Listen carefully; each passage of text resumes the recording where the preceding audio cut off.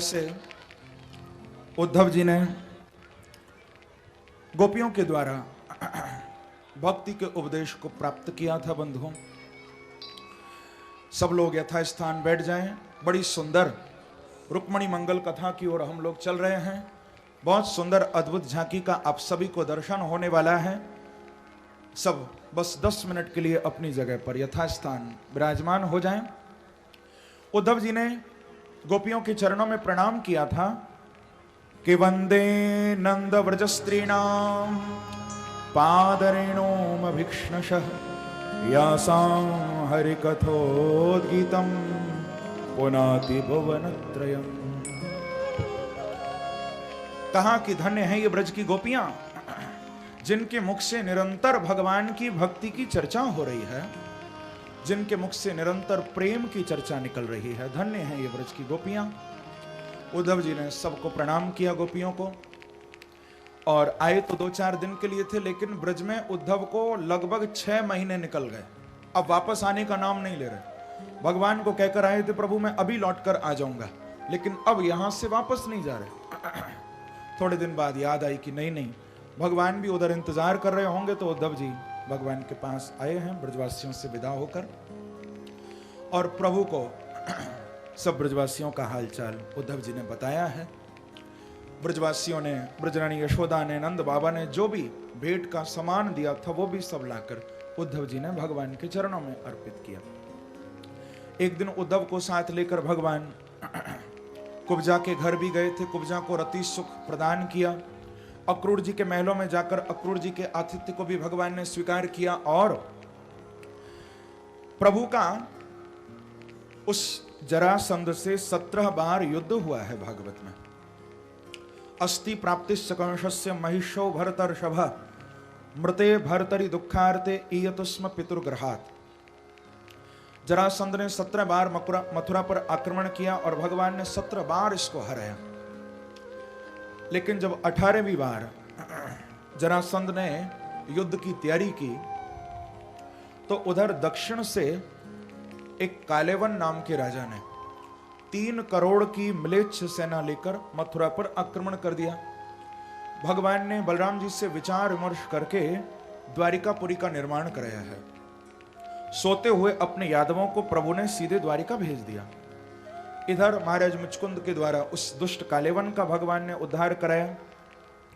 और जरासंध से जब 18वीं बार युद्ध प्रभु का हुआ है तो भगवान उस युद्ध भूमि को छोड़कर भागे हैं।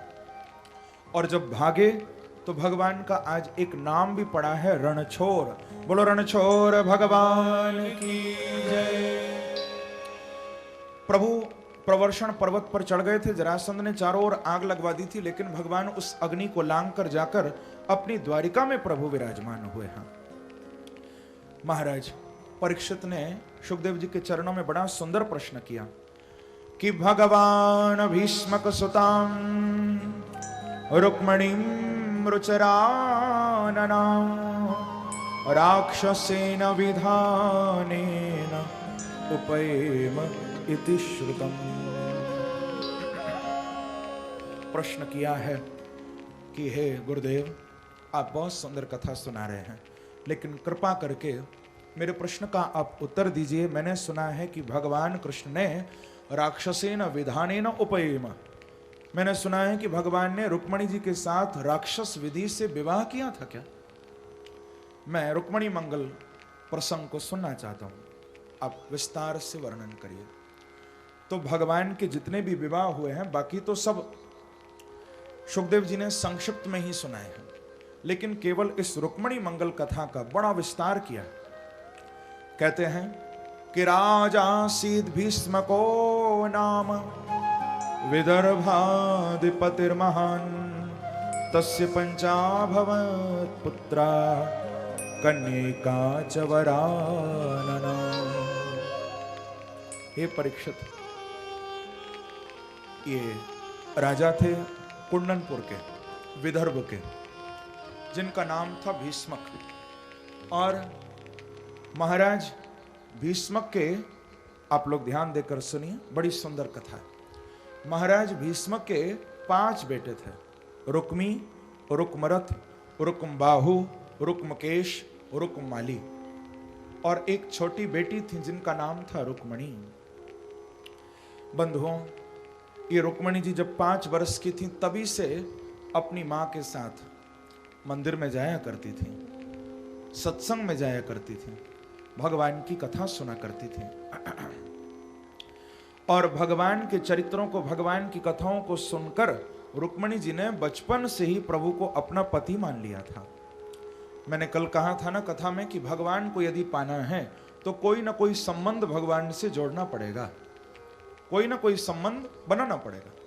तो रुक्मणी जी का ये अनन्य अनिष्ट भाव प्रभु के चरणों में, भगवान को अपना पति मान रही हैं, एक निष्ठ भाव से अद्भुत पति भाव प्रभु के चरणों में है। जब बड़ी हुई तो इनके भाई रुक्मी ने बिना किसी से पूछे, महाराज भीष्मक से भी नहीं पूछा, बिना पूछे रुक्मणी जी का विवाह चैत देश के राजा दमघोष और उनका बेटा था शिशुपाल, शिशुपाल से विवाह पक्का कर दिया। लेकिन जब रुक्मणी जी को यह बात मालूम चली, रुक्मणी जी को अच्छा नहीं लगा, क्योंकि जानती हैं कि क्षत्रिय कन्या एक बार पति चुनती है और उसको स्वयंवर का भी अधिकार है। तो रुक्मणी जी ने सोचा कि मैं तो भगवान को पति मान चुकी हूं, लेकिन हमारे भाई ने जबरदस्ती हमारा विवाह शिशुपाल से तय कर दिया। तो रुक्मणी जी ने एक बड़ा अच्छा काम किया, अपने कुल पुरोहित ब्राह्मण देवता को बुलाया है बंधुओं, और उनको बुलाकर भागवत में बड़ी सुंदर एक पत्रिका लिखी, एक चिट्ठी लिखी, लेकर वो चिट्ठी दी। कहा कि महाराज ये पत्रिका आप सीधे द्वारिका ले जाइए, भगवान कृष्ण को जाकर आप देना और उनको पढ़कर आप सुनाना, जो उनकी आज्ञा हो आकर हमको बता देना। ब्राह्मण देवता बड़े प्रसन्न होते हुए उस पत्रिका को लेकर सीधे द्वारिका की ओर चल दिए हैं। सारा दिन चले, सारी रात चले, अगले दिन द्वारिका पहुंच गए। द्वारिका में भगवान ने बड़ा स्वागत किया ब्राह्मण का, क्योंकि भगवान की ससुराल से आए हैं ना ब्राह्मण। जब हमारी ससुराल से कोई आता है तो उसका ज्यादा ही स्वागत होता है। भगवान ने भी बड़ा स्वागत किया, ब्राह्मण को खूब लड्डू खिलाए। फिर पूछा कि महाराज कैसे आप पधारे? तो बताया कि मैं विदर्भ से आया हूं, वहां के राजा हैं भीष्मक, उनकी बेटी है रुक्मणी, उन्होंने आपके लिए ये पत्रिका भेजी है प्रभु। तो कहा कि आप पढ़ के सुनाइए क्या लिखा है। तो 7 श्लोक हैं रुक्मणी जी की पत्रिका में और बहुत अद्भुत भाव है। पहले श्लोक में रुक्मणी जी कह रही हैं कि श्रुत्वा गुणान् भुवन सुंदर शृण्वतान्ते निर्विश्य कर्ण विवरै हरतुंगतापम रूपम दृशां दृशिमता मखिलार्थलाभम त्वय्यच्युता विशति चित्तमपत्रपम में। रुक्मणी जी भगवान को कहती हैं कि प्रभु श्रुत्वा गुणान, मैंने आज तक आपको कभी देखा नहीं है, दर्शन कभी नहीं किया, लेकिन श्रुत्वा, मैंने इन कानों से आपके गुणों को बहुत सुना है और मैंने सुना है कि भुवन सुंदर शृण्वतान्ते, मैंने सुना है कि आप भुवन सुंदर हो, आपके समान दूसरा कोई सुंदर नहीं है प्रभु, आपके गुणों की तो कोई सीमा नहीं है, अनंत गुणों से आप विभूषित हैं। हे भगवान, मेरा तो पति भाव आपके चरणों में जगा है, मैंने आपको पति मान लिया है, लेकिन प्रभु यहां पर मेरे भाई ने मेरा विवाह शिशुपाल से तय कर दिया है। अब आप तो जानते हो कि मैं आपकी आदि सनातन भोग्या हूं। यहां संकेत किया है रुक्मणी जी ने कि प्रभु मैं आपकी बहुत पुरानी पत्नी हूं। कह रही हैं कि प्रभु मैं आपकी आदि सनातन भोग्या हूं, यानी मैं आपकी लक्ष्मी हूं, आप मेरे नारायण हो। रुक्मणी जी लक्ष्मी जी का स्वरूप है, साक्षात लक्ष्मी स्वरूप है। तो बताया कि प्रभु शिशुपाल कभी चाहकर भी मुझे वरण नहीं कर सकता, तो आप कृपा करो, आप आकर मुझे स्वीकार करो।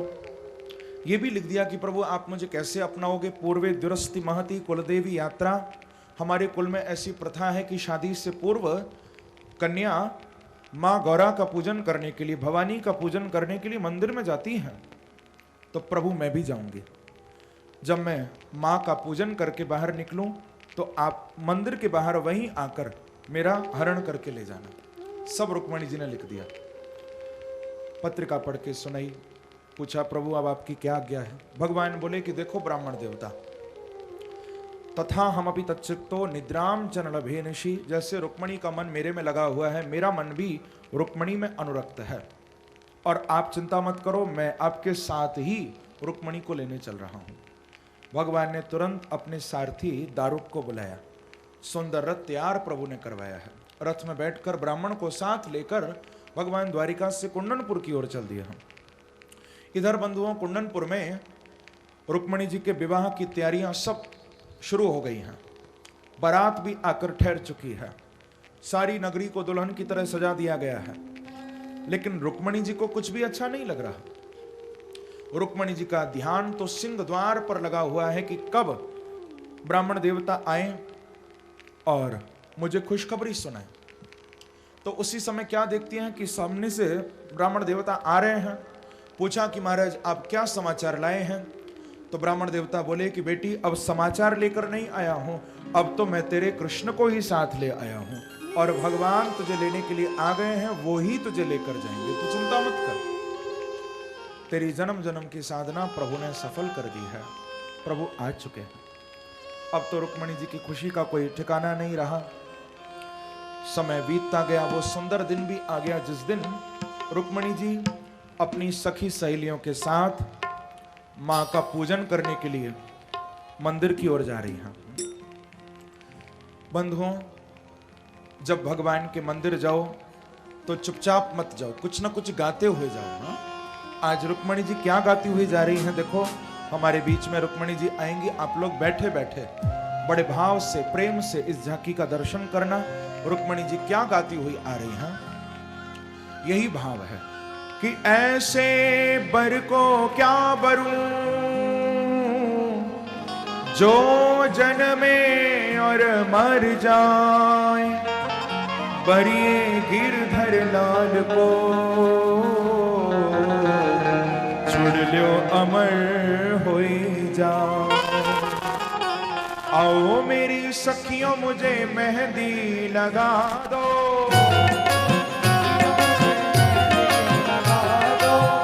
देखो रुक्मणी जी हमारे बीच में आई हैं। आप लोग ताली बजाते रहिए, स्वागत करते रहिए उनका।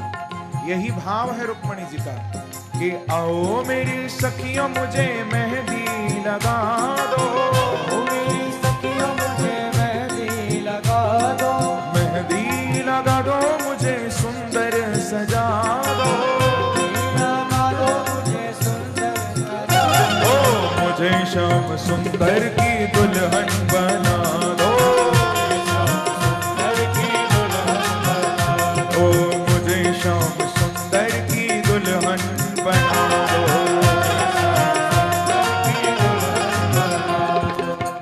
सत्संग में मेरी बात चलाई,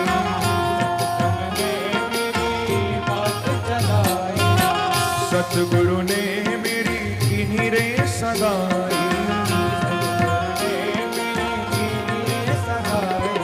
ओ सत्संग में मेरी बात चलाई, सत्संग में मेरी बात चलाई, सतगुरु ने मेरी किन्हीं रे सगाई, सतगुरु ने मेरी किन्हीं रे सगाई, ओ सत्संग में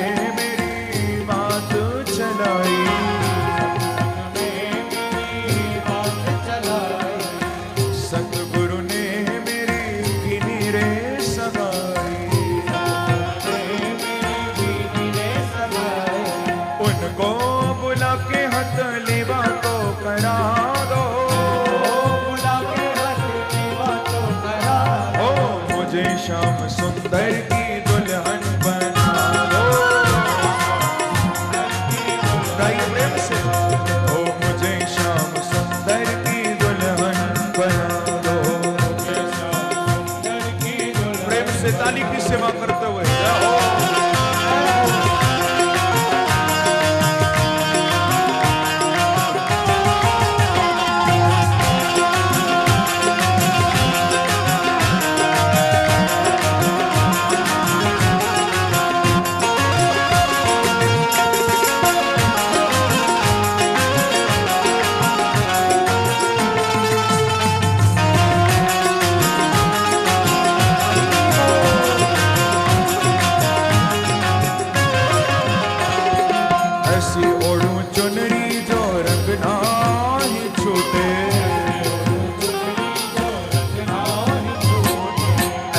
वरूं दूल्हा जो कबहू न रूठे, ऐसी ओढ़ू चुनरी जो रंग नाही छूटे, ऐसा वरूं दूल्हा जो कबहू न रूठे, ओ ऐसी ओढ़ू चुनरी जो रंग नाही छूटे, ऐसा वरूं दूल्हा जो कबहू न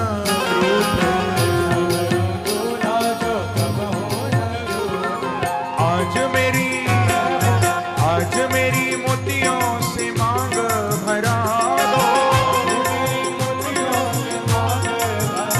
ओ मुझे श्याम सुंदर की दुल्हन बना दो, ऐसी पहनूं चूड़ी जो कबहू न टूटे, ऐसी रचूं मेहंदी जो कबहू न छूटे, ऐसी पहनूं चूड़ी जो कबहू न टूटे, ऐसी रचूं मेहंदी जो कबहू न छूटे, ऐसी पहनूं चूड़ी जो कबहू न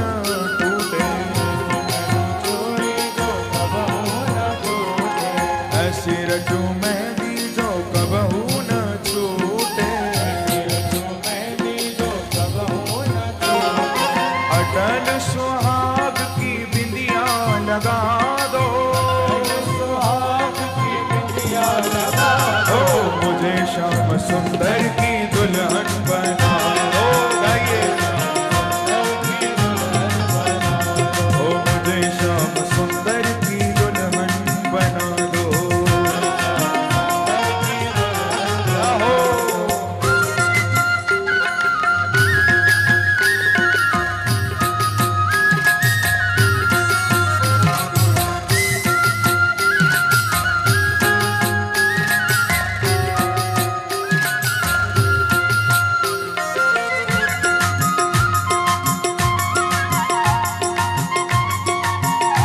कहिए श्री राधे,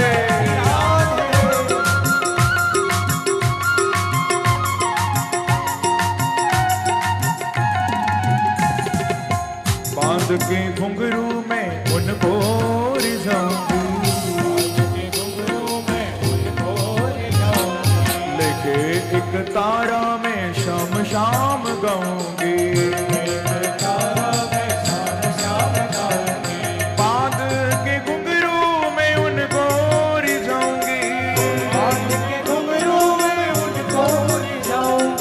लेके एक तारा में शाम शाम गाऊंगी, तारा में शाम शाम गाऊंगी, हो बांध के घुंघरू में उनको गाऊंगी,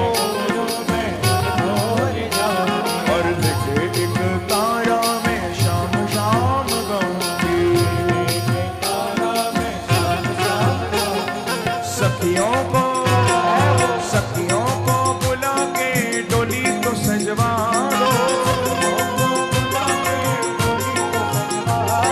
सतगुरु को बुला के विदा तो करा दो,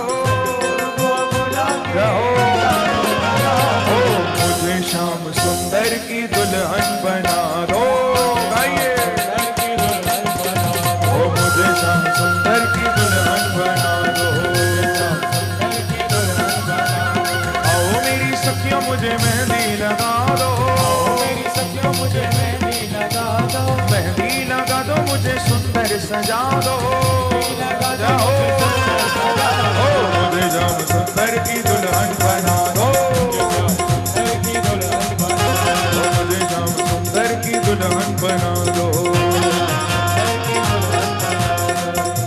इस प्रकार से रुक्मणी जी गई हैं मंदिर में, जाकर माँ गौरा की पूजा की है और उनसे यही प्रार्थना की है रुक्मणी जी ने कि नमस्ते त्वाम्बिके भीक्ष्णं स्वसंतानयुतां शिवां भूयात् पतिर्मे भगवान कृष्णस्तदनुमोदताम्। यही प्रार्थना की कि हे मां गौरा, आप भगवान कृष्ण को मुझे पति रूप से प्रदान करिए।